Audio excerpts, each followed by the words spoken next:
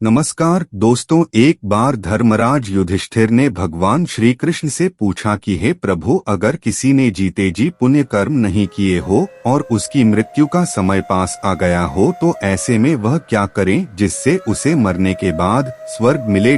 आखिर कैसे एक ही दिन में प्रायश्चित किया जा सकता है? तभी इसके जवाब में भगवान श्री कृष्ण ने एक रोचक कथा सुनाई। कथा की माने तो एक बार विंध्य पर्वत पर क्रोधन नाम का एक महाक्रूर बहेलिया रहता था। अपने पापों का प्रायश्चित कैसे करें? पापों का प्रायश्चित एक दिन में कैसे करें? उसने अपनी पूरी जिंदगी हिंसा, लूटपाट और मदिरापान में बिताया था। इसके बाद जब उसके जीवन का अंतिम समय आया तब यमराज ने अपने दूतों को आदेश दिया है कि एक दिन बाद वह क्रोधन को ले आए। यमराज का आदेश पाकर वह सीधा क्रोधन के घर पहुंच गए, जहां यमदूतों ने क्रोधन को बता दिया कि कल तेरा अंतिम दिन है। इसके साथ ही उन्होंने कहा कि तूने अपने पूरे जीवन में सिर्फ पाप ही किए हैं, तुम्हारे जीवन काल में पुण्य का कोई नामो निशान ही नहीं है। लेकिन अगर तुम चाहो तो पुण्य अर्जित कर सकते हो, अभी भी एक दिन का समय तुम्हारे पास है। उसके बाद क्रोधन बहुत डर गया और समझ गया कि अब यमराज के सामने उसके सभी पापों का हिसाब होगा, क्योंकि आजीवन तो उसने पाप ही किए थे। वही वह यह भी सोच रहा था कि एक दिन में पुण्य कमाना नामुमकिन है। इसके बाद मृत्यु के डर से भयभीत बहेलिया महर्षि अंगिरा के शरण में उनके आश्रम जा पहुंचा और उन्हें सारी बात बताई।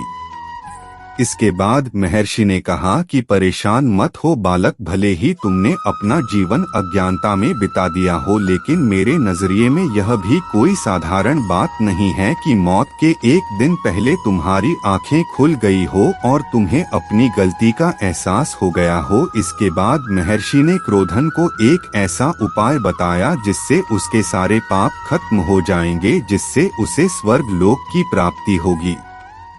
महर्षि ने कहा कि आज आश्विन शुक्ल एकादशी है, तुम्हें आज व्रत करना होगा और सच्चे मन से भगवान विष्णु की आराधना करनी होगी।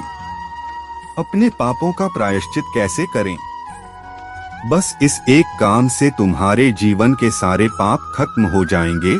बस फिर क्या होना था, महर्षि के कहे अनुसार बहेलिये ने ठीक है वैसा ही किया है, जिसके परिणाम स्वरूप उसके सारे पाप नष्ट हो गए और उसे सीधा स्वर्ग में स्थान मिल गया।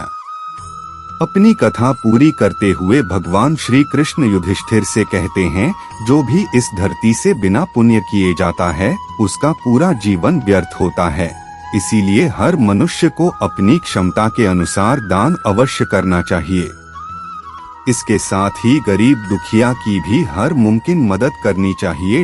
वही श्री कृष्ण आगे कहते हैं कि आश्विन शुक्ल एकादशी का व्रत जो भी रखता हो, चाहे वह बाल्यावस्था में हो या वृद्ध, सभी को एक जैसा परिणाम ही मिलता है। इस व्रत के बराबर गंगा और काशी जैसे महान तीर्थ भी नहीं है।